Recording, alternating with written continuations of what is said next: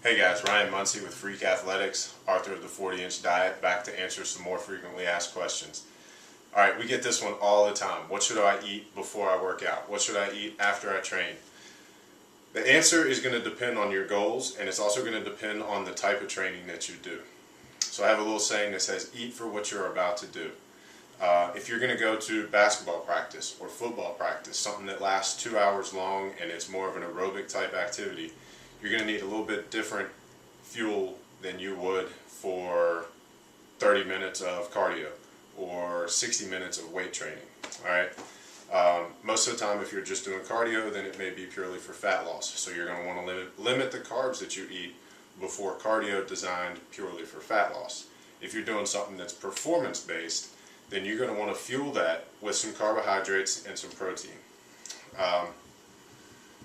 If you are going to practice and then lifting, you're going to need even more fuel.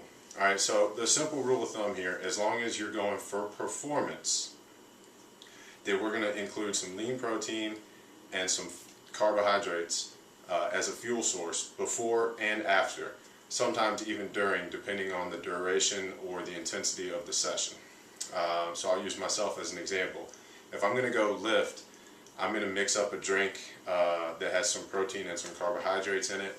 I'll drink a third of it before I go, a third of it during, and a third of it afterwards.